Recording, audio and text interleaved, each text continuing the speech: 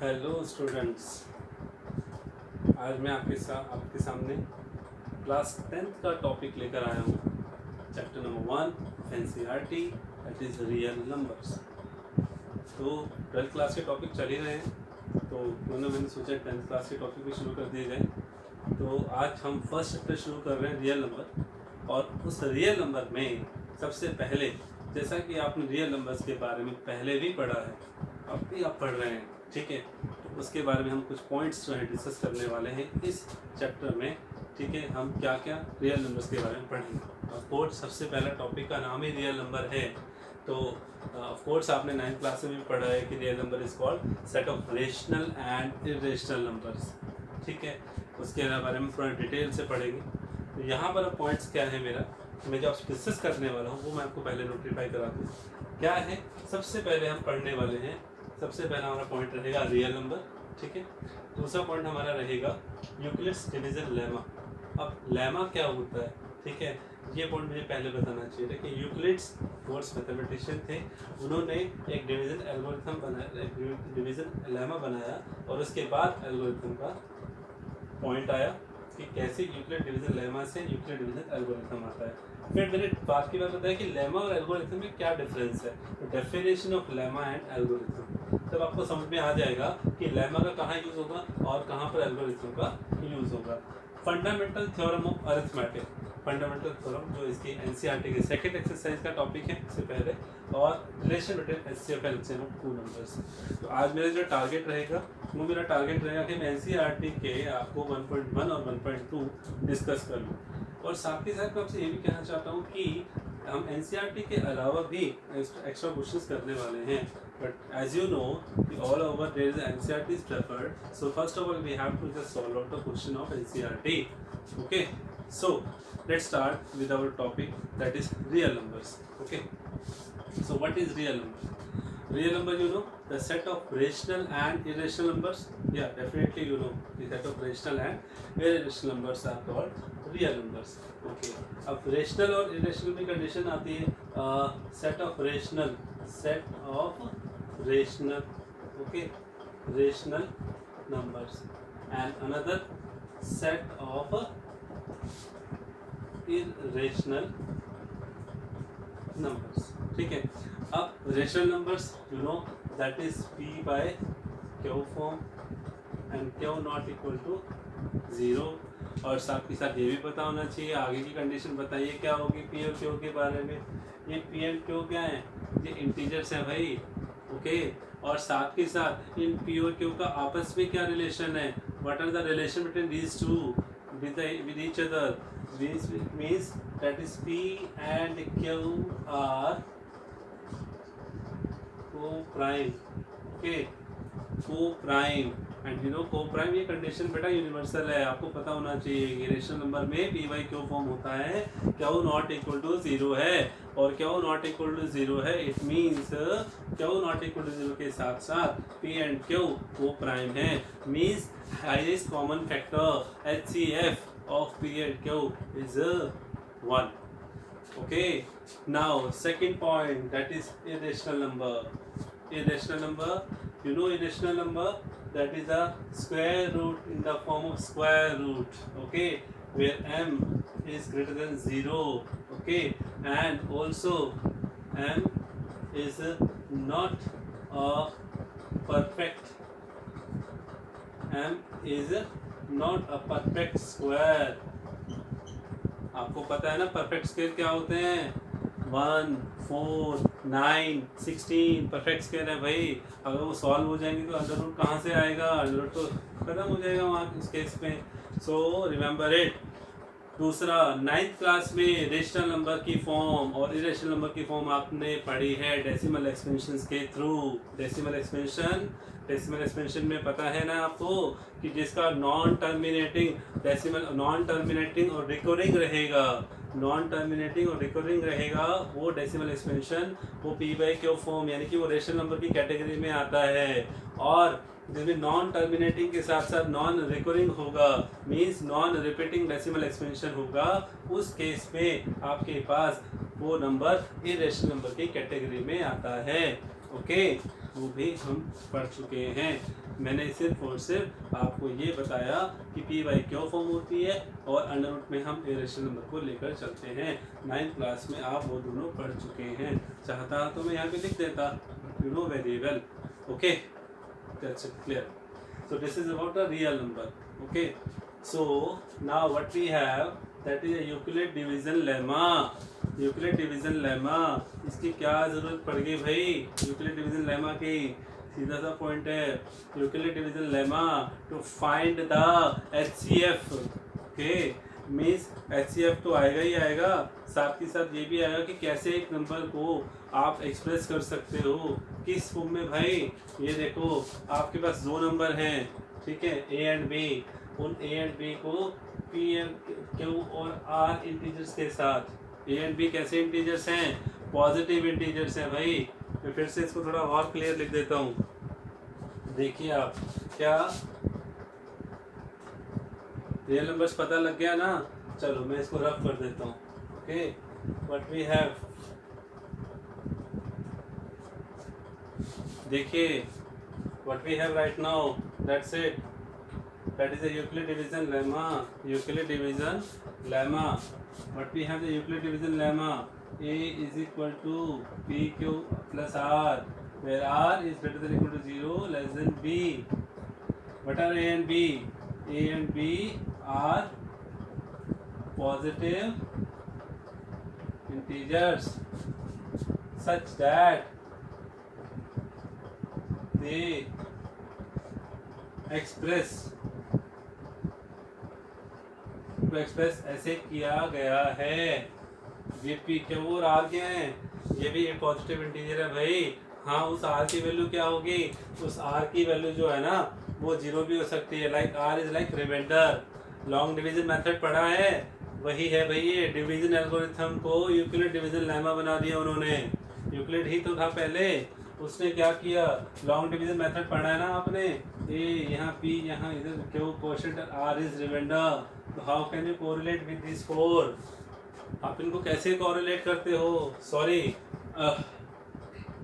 ए आपका डिविडेंड है, बी यहाँ बाहर है। ओके, आप how can you correlate with this four? That you can write down a is equal to, a is a dividend, okay, b is a divisor, Q is a quotient, R is a remainder, and remainder can be 0. It means A can be written as dividend is equal to divisor into quotient plus remainder. Just think about this relation and just apply it on it. The same condition we have, that is A is equal to BQ plus R. Okay, A is equal to BQ plus R. और R की condition क्या है? Of course R reminder है, reminder 0 हो सकता है, और वो रिमाइंडर इस डिवाइजर से हमेशा कम ही तो होगा डेफिनेटली, या तो इससे कम ही हो सकता है, इससे ज़्यादा तो हो ही नहीं सकता डिवाइजर से। इसलिए R की कंडीशंस को क्या लिखा है, ध्यान से पढ़ो वहाँ पर। R को जब रीड करना है ना, पहले R को रीड करना है लेफ्ट देन राइट। R क्या कह रहे हैं? R कह रहे हैं greater than equal to 0, means एक साथ वो 0 की 0 तो आएगा ही, 0 से ग्रेटर जाएगा भाई, और कहाँ तक जाएगा? B से लेस तक जाएगा, B से ज़्यादा जा ही नहीं सकता। What is B? B is divisor. Okay है, तो this is about the Euclid division lemma. Okay, and what is the algorithm? अरे भैया, इसको एल्गोरिथम भी कहते हैं। फर्क क्या हो गया मालूम है यूक्लिड डिवीजन लेमा और एल्गोरिथम में? यूक्लिड डिवीजन लेमा, जैसे लेमा, अब मैं आपको बता देता हूँ कि लेमा और एल्गोरिथम की डेफिनेशन में क्या फ़र्क होता है। ये आपको एनसीईआरटी की बुक में मिलेगा, आपको मेंशन होगा, ठीक है। आप देखेंगे, चाहने को मैं लिख सकता हूँ कि लेमा और एल्गोरिथम में क्या फ़र्क है, ठीक है। लेमा, एल्गोरिथम क्या होता है? एल्गोरिथम, ठीक है, और lemma.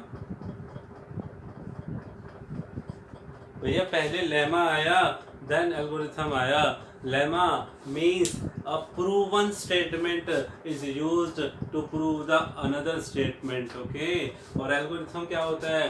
Algorithm is a series of the well defined steps, ठीक है, a procedure to find the result, okay, means a series of well defined steps to find the particular result। Okay तो यहाँ पर to particular result और you can say a series of well defined step to solve a particular problem, तभी तो result आएगा ना भाई। तो एल्गोरिथम और लेमा में ये फर्क होता है। तो ये जो लेमा आपको दिख रहा है ना, इस लेमा को एल्गोरिथम पता कब कहा जाएगा, जब इसका बार बार यूज होगा। ठीक है, मीन्स बार बार यूज होने का मतलब इसको हम यूज करने वाले हैं एचसीएफ फाइंड आउट करने में।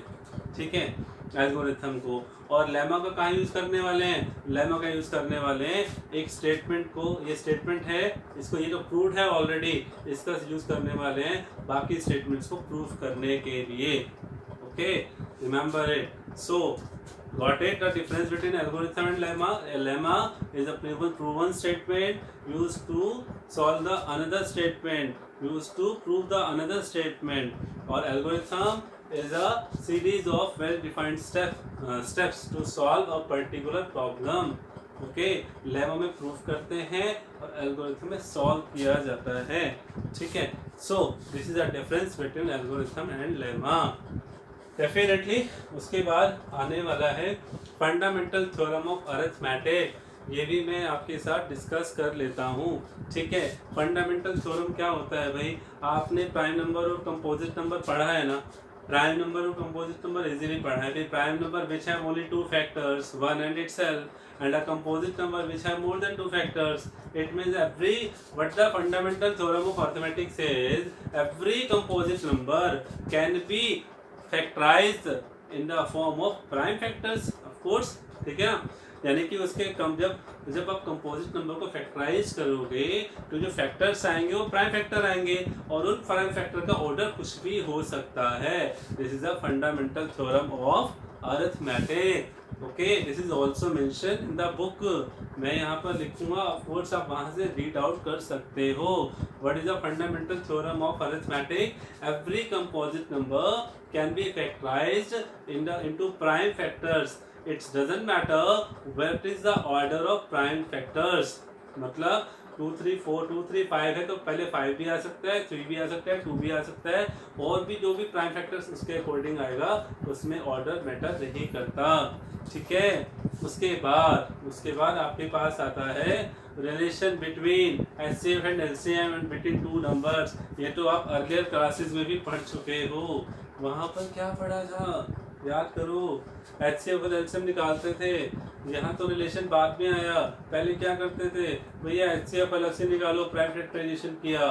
ठीक है, इस नंबर दो नंबर आपको दे रहा हूँ, उनका एचसीएफ निकालना है, तो इस नंबर का प्राइम फैक्टराइजेशन अलग, इस नंबर का प्राइम फैक्टराइजेशन अलग, दोनों में जो भी हाईएस्ट कॉमन फैक्टर होगा that is a HCF. Okay, अगर दो होते हैं तो उनका प्रोडक्ट होकर वो एचसीएफ निकल आता है।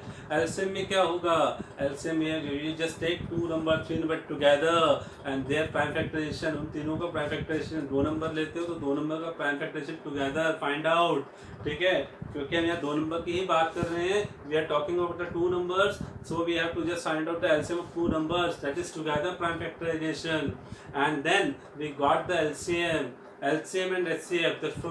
From those two conditions, they find out the result. What is the result between HCF and LCM? That is the HCF into LCM. HCF into LCM is equal to product of two numbers. Which two numbers? जिनका HCF और LCM आपने निकाला है। HCF and LCM of two numbers. Of those two numbers आप कह सकते हैं, those two numbers। Done है, थोड़ा सा रफली लिखा है मैंने इसे, but you have to think about it कि मैंने ज़्यादा कुछ बड़ा कुछ इशू है नहीं कि एचसीएफ और एलसीएम लिया दो नंबर्स के बीच में और उन्हीं के दो नंबर का प्रोडक्ट के इक्वल एचसीएफ और एलसीएम होता है भाई। So these topic are included in exercise 1.1 and exercise 1.2। Okay, so इसको आपको ध्यान में रखते हुए क्वेश्चन सॉल्व करना है। सो अब हम क्वेश्चन डिस्कस करेंगे exercise 1.1 and then exercise 1.2। Okay, just अभी मैं इसको अब एक क्वेश्चन लिखता हूँ, आप ध्यान से देखिएगा। ओके बच्चों, जैसा कि मैंने अभी आपको चैप्टर 1 में जिसके बारे में Euclid division lemma, Euclid division algorithm और फंडामेंटल थ्योरम ऑफ अरिथमेटिक, उसके बारे में बताया। साथ ही साथ मैं आपको उसमें ये भी बता रहा हूँ कि कैसे हमने नंबर ऑफ सिस्टम पढ़ा था। जस्ट मैं उसको रिकॉल करा रहा हूँ आपके लिए, ताकि आपको आगे आने वाले टाइम में इसमें दिक्कत ना आए। ठीक है, तो सबसे पहले आपने बिल्कुल पढ़ा था नेचुरल नंबर क्या होता है, तो वो भी आपको पता है सर 1 से स्टार्ट होने वाला है। होल नंबर आपको पता है 0 से स्टार्ट होते हैं।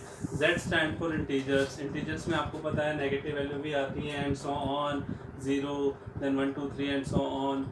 उसके बाद आपको Z पॉजिटिव, Z के ऊपर प्लस का साइन लगाया हुआ है ना कॉर्नर पर, इसका मतलब क्या है पॉजिटिव इंटीजर्स 1 2 3। Z माइनस का मतलब क्या है नेगेटिव इंटीजर्स, यानी कि -1 -2 and so on. Remember that दोनों में जीरो इंक्लूड नहीं हुआ, तो जीरो कौन है, zero neither positive nor negative integers. Remember it, zero क्या होता है, ना तो पॉजिटिव इंटीजर होता है और ना ही negative. Done. Next what we have, Q rational number. Rational number आपने पढ़ा है पी बाई क्यू फॉर्म और Q not equal to 0।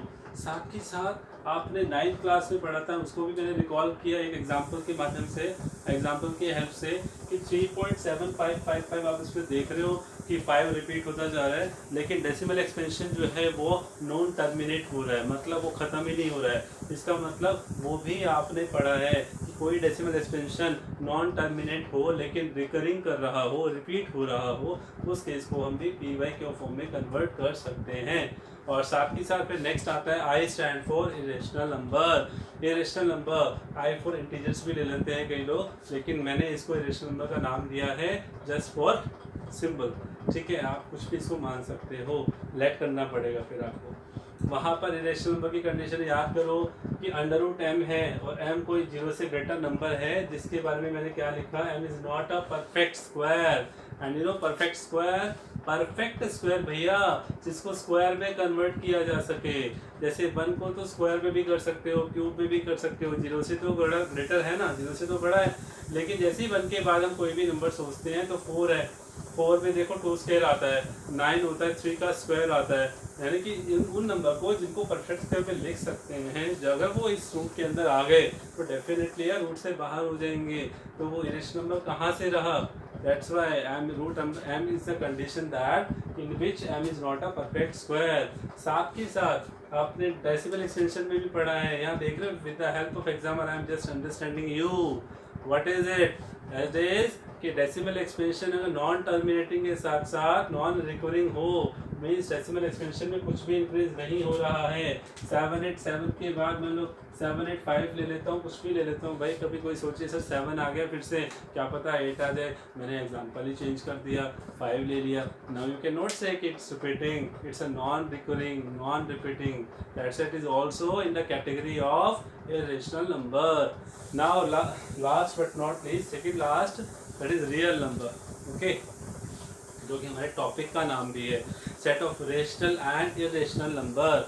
Okay, तो रेशनल और इरेशनल को मिला लो यार आप सभी, तो वो किस में आते हैं, रियल नंबर में ही आते हैं। और आपको पता है रेशनल नंबर, ये सभी रेशनल नंबर ही तो हैं, पी बाई क्यू फॉर्म में लिख सकते हैं। और इन्हें आप ऑन में 1 लगाओगे तो क्या हो जाएगा, सबके फोन में 1 लग सकता है, तो वो क्या होगा, इरेशनल नंबर, रेशनल नंबर होगा। और इरेशनल नंबर की कैटेगरी में तो सिर्फ ये दोनों ही रहने वाले हैं। Okay, now last but not least, that is the complex number. C stand for complex number. इसमें आप देख रहे हो मैंने क्या लिखा है, a प्लस आई बी। आपके लिए आई है, लेकिन मैथमेटिकली इस आई को आयोटा कहते हैं। फर्दर क्लासेस में आप आगे जाओगे ना, तो आपके पास एक कॉम्प्लेक्स की कंडीशन आने वाली है। ठीक है, तो मैंने आपको बता दिया कि रियल नंबर से बड़ी भी कोई फैमिली है यार यहाँ पे, वो कौन है, a plus iota b, that is a complex number. देख रहे हो, a कौन है, रियल पार्ट है, plus i into imaginary part कहते हैं i के साथ वाले को। i स्टैंड फॉर आयोटा, और आयोटा क्या क्या लिखा है, यूज फॉर इमेजनरी वैल्यूज, जो इमेजनरी वैल्यूज के लिए यूज होता है। अब आप कहोगे सर कहाँ इमेजनरी, व्हाट इज इमेजनरी, तो आप जैसे जैसे आगे बढ़ोगे ना, चैप्टर नंबर 4 में थोड़ा सा डिस्कशन होगा इसके बारे में, क्वाड्रेटिक इक्वेशन, नहीं बात डिस्कस करेंगे। Let's begin. सो तो this is about the number system. ठीक है, फिर मैं अब अपनी एक्सरसाइज पर शुरू करता हूँ 1.1 पर, जिसकी मैं बात कर रहा था। इसका फर्स्ट क्वेश्चन ये कहता है, क्वेश्चन प्लीज़ बुक साथ में रखिएगा। बुक साथ नहीं रख सकते हैं, क्वेश्चन तो नोट करने पड़ेंगे ना, मैं हर एक क्वेश्चन तो नहीं करा सकता आपको। तो आपको जो भी क्वेश्चन मैं डिस्कस कर रहा हूँ just solve out it, okay. So what we have right now, we have the first question in which the statement is using Euclid division algorithm to find the HCF of the following numbers, okay। तो मैं उसमें सिर्फ exam 3 parts हैं, first part आपको करा रहा हूँ और वो फर्स्ट पार्ट है, देखिए, that is find the HCF of, okay. अभी मैं आपको वही बता रहा हूँ, देखिए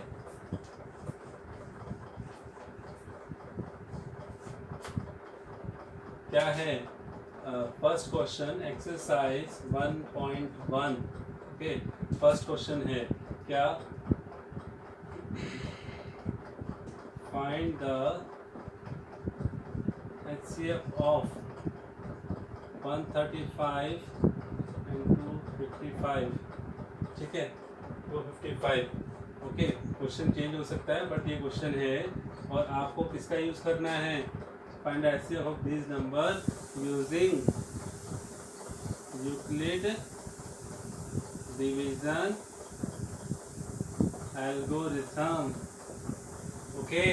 एल्गोरिथम भैया, एल्गोरिथम मतलब a procedure of well defined steps, यानी कि है प्रोसीजर चलने वाला है। लेमा में तो क्या था, सीधा स्टेटमेंट यूज करो और उसको आगे सॉल्व करो। यहाँ पर क्या है, देखिए सीधा सा कॉन्सेप्ट है यार। यूक्लिड डिवीजन एल्गोरिथम मैंने आपको कहाँ से कोरिलेट किया था, डिवीजन एल्गोरिथम से। डिवीजन एल्गोरिथम क्या था, आपके लिए सहूलियत के लिए लिख देता हूँ, ठीक है। That is A is equal to b, यहाँ ये क्या और ये क्या था, R, okay. And we have to correlate with this also, ठीक है। तो यहाँ पर क्या करना है, ध्यान से देखिए, 135 225 55 का HCF निकालना है ना। तो क्या करने वाले हैं, 135 और 255 को, 135 और 255 का क्या करते हैं, HCF लेते हैं। देखो ध्यान से कैसे निकालते हैं, मैं आपको इजी तरीका बताता हूँ। पहले तो आप इसको लॉन्ग डिवीजन से निकाल लो और उसको एक्सप्रेस कर दो यूक्लिड डिवीजन एल्गोरिथम में, जो कि आपको पता ही क्या होता है, A equal to b q plus r and the condition of r is greater than equal to 0 less than b. ये पूरा साथ साथ लिखना भैया, ठीक है। So what we have 135 outside and 255 inside, 1 जा पे गया 135, but we have 20, then we have 135, 26 120, then we have 15 फिर 20 again, 15 1 जा 15, then 5, then 15 again, 5 3 जा 15, ओके। तो आप देख रहे हो क्या हो रहा है इधर, ठीक है। ओ सॉरी, बड़ी जल्दी में था मैं भी भाई, गलती हो गई। 120 आ रहा है, 120 1 जा 120, okay. That we have 15, okay. 135 270 होता है ना, यहाँ 120 हो गया, 120 1 जा पे गया, 15 रह गया, 15 से यहाँ पर 1 जा पे गया भाई वो तो, ठीक है। इधर 1 जा पे गया, ये 1 जा पे गया, 15 1 जा 5 1 जा 5 3 जा, done. So what we have done here, भैया देखो जल्दी से, 135, ओके। 135 सबसे अब आपको क्या करना है, आप देख रहे हो इस यूक्लिड डिवीजन एल्गोरिथम में ए कौन था, हर बार डिविडेंड रहता है। तो यहाँ पर जितनी बार भी डिविडेंड बने उनको हर बार इस फॉर्म में लिख दीजिए, ठीक है। सबसे पहला डिविडेंड कौन, 255, जब तक लिखता है जब तक रिमाइंडर 0 ना आ जाए, ओके। रिमाइंडर 0 है। सो 255 can be express 135 into 1 plus 120. Next dividend is 135. 135 can be written as 120 into 1 plus 15.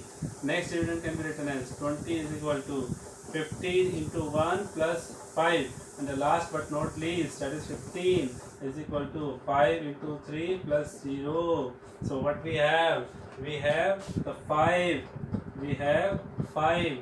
यहाँ पर लास्ट में जो डिवाइजर आपके पास आ रहा है, that is HCF of 135 and 255 is 5. Okay, this is the HCF. The same procedure you have to do with the other two parts. ठीक है, ध्यान रखिएगा। एक बात और मैं आपसे कहना चाहता हूँ, यहाँ पर लॉन्ग डिवीजन मेथड आपके लिए इजी रहेगा, आपकी सहूलियत के लिए, क्योंकि कई बार क्या होता है मल्टीप्लिकेशन ज़्यादा चली जाती है, ज़्यादा लेंथी हो जाती है, तो आप इसको पहले ऐसे सॉल्व कीजिएगा। Remember that every time you get the dividend, and that dividend can be expressed in the form of division algorithm, Euclid division algorithm, and then you will get the proper answer. This is the step, you know. And now look at this. This is the procedure. We get the result every time. So your required answer is this, and this can be used by you in your rough work. Okay, ताकि ये भैया इस side में देखिए आप सीधा ये expression लिखें. हाँ, छोटा हुआ तो इजीली कर लोगे, अब बड़ा दिख रहा है तो उसको ऐसे सॉल्व करना है. ओके, डन है, समझ में आ गया. ये था क्वेश्चन नंबर 1. नेक्स्ट, अब जो नेक्स्ट क्वेश्चन है वो देखिए. अब आप यस देखिए नेक्स्ट क्वेश्चन, क्वेश्चन नंबर 2. क्या लिखा हुआ है? Show that any positive odd integer in the form of 6 cube plus 1, 6 cube plus 3 and 6 cube plus 5, यानी कि कोई भी पॉजिटिव ऑड इंटीजर है इस फॉर्म में आएगा.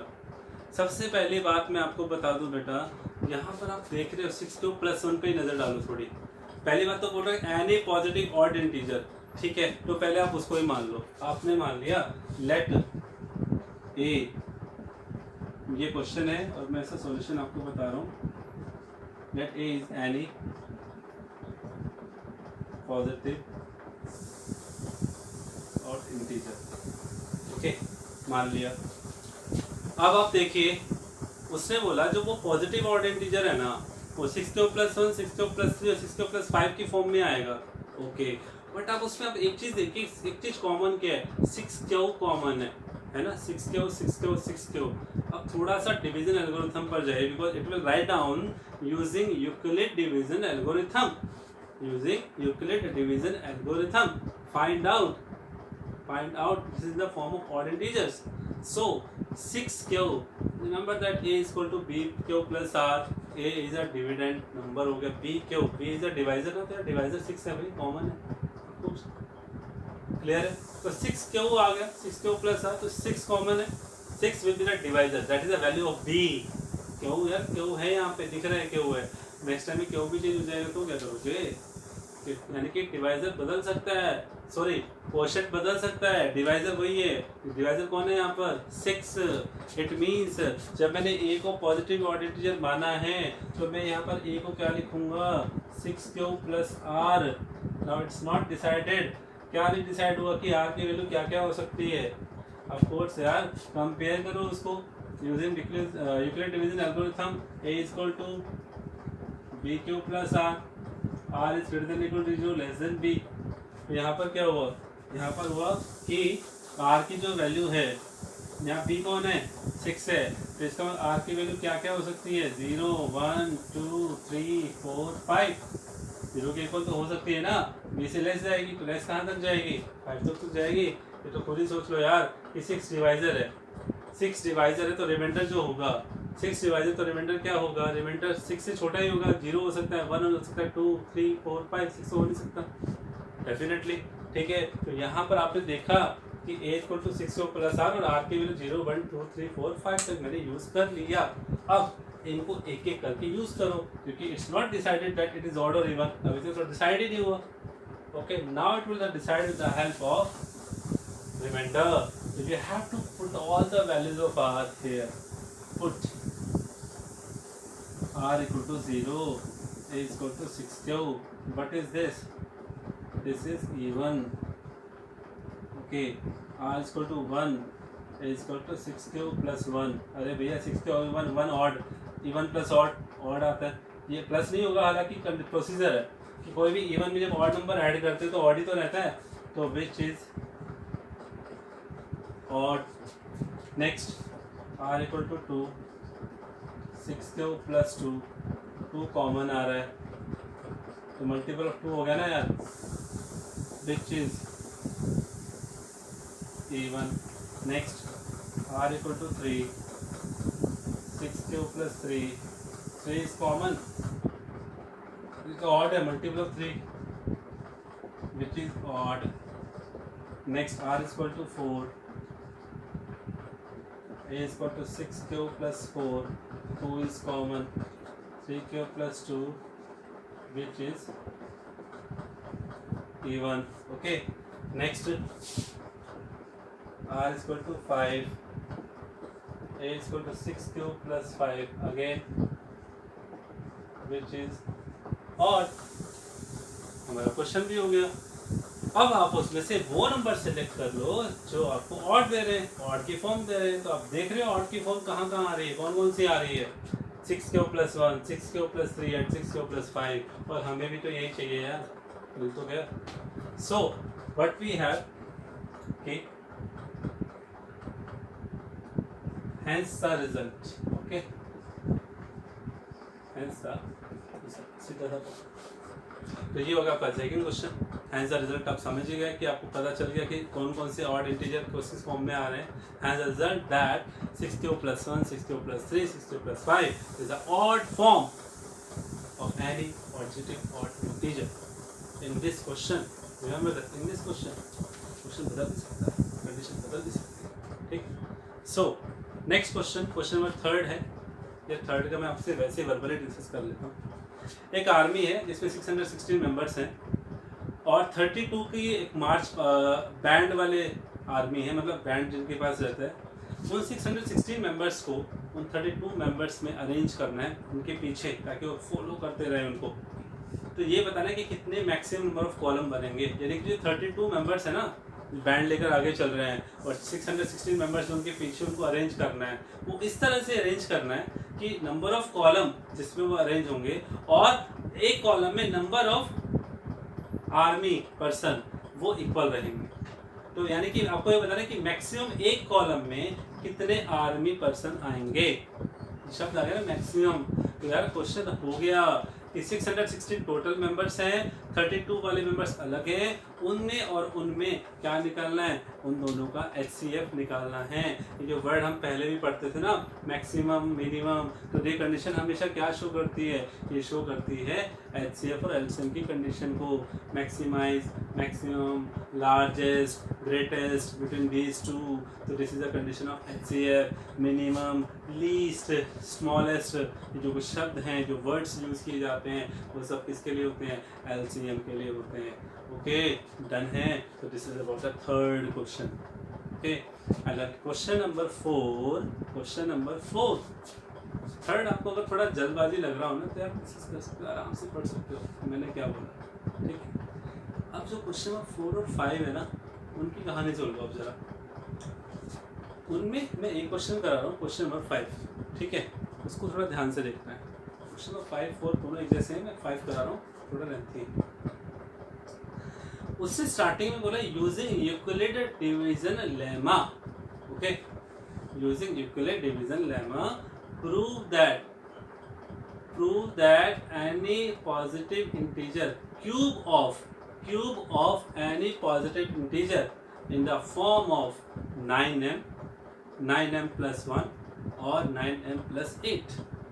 तो शायद कुछ समझ में आ रहा है इस क्वेश्चन को देख के। 6 cube plus 1, 6 cube plus 3, 6 cube plus 5, common क्या है 6, दैट 6 यू कंसीडर्ड B। यहाँ पर B कौन हुआ, क्वेश्चन नंबर यहाँ पर B 6 था, क्वेश्चन नंबर 5 में B कौन हुआ 9। Okay, got it, 9। तो इसका मतलब क्या है, अब मैं इस क्वेश्चन को करने वाला हूँ, लेकिन ये तो भैया सीधे सीधे हो गया।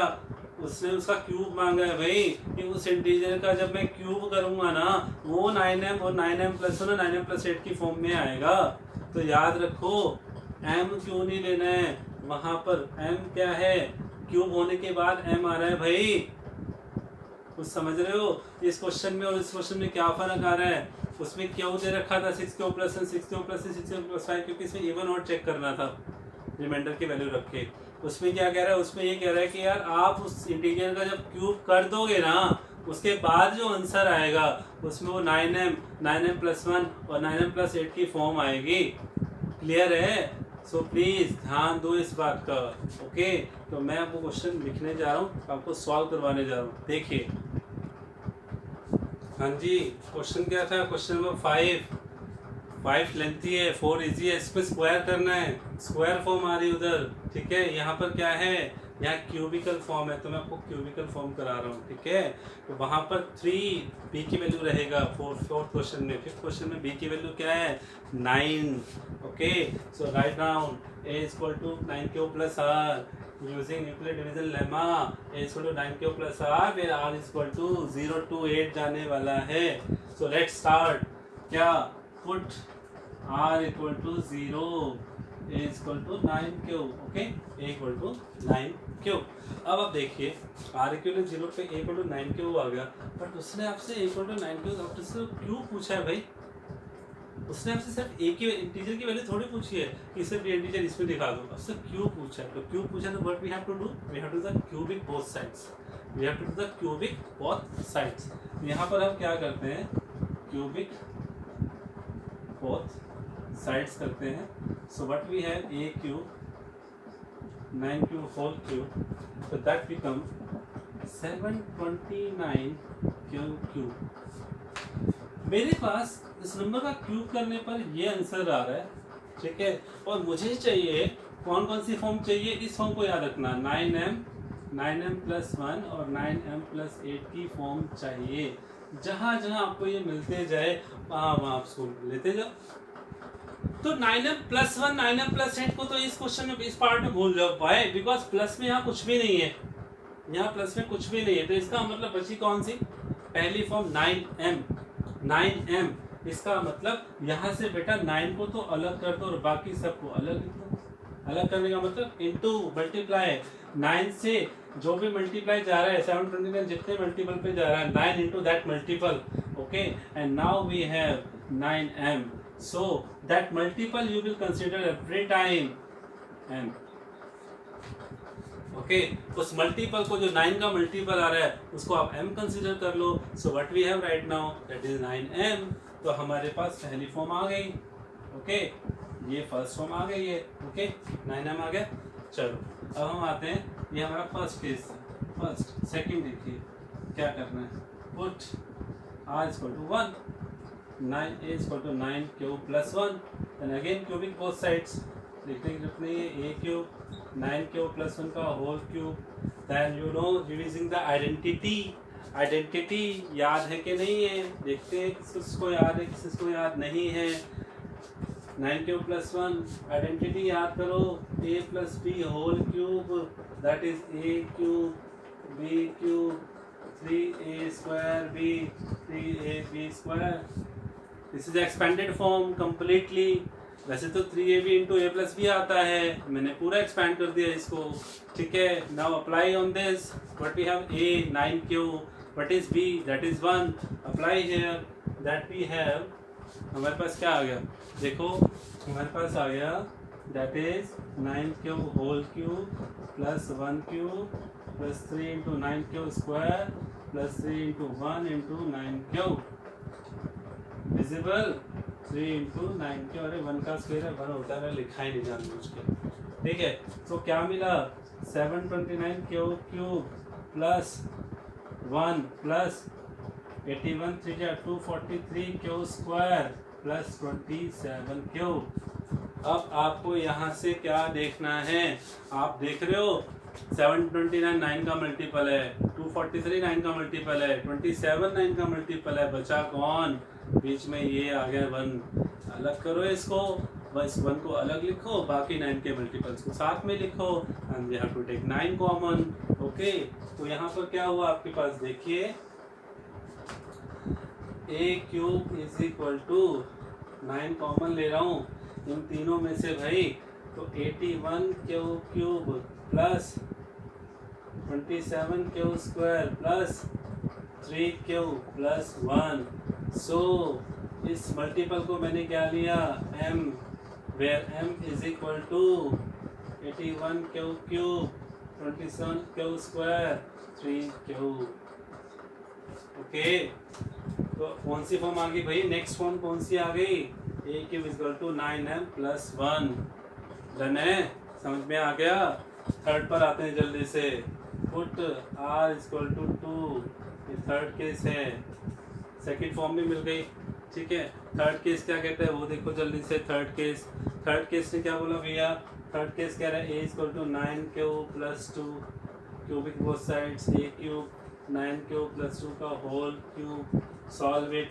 मैं सीधा एक्सपेंड कर दूं, that is 729 cube 729 cube plus 8 plus 3a square b 243, तो कितना हो 486 क्यूब square plus 3a square b 27 4 108 cube. Now look at this again, भैया 8 आ गया बीच में, इसका देखो कोई रोल नहीं है, 9 का मल्टीपल तो है ही नहीं है, तो यानी कि इसको सेपरेट आउट कर दो और बाकी सबका 9 का मल्टीपल कॉमन ले लो।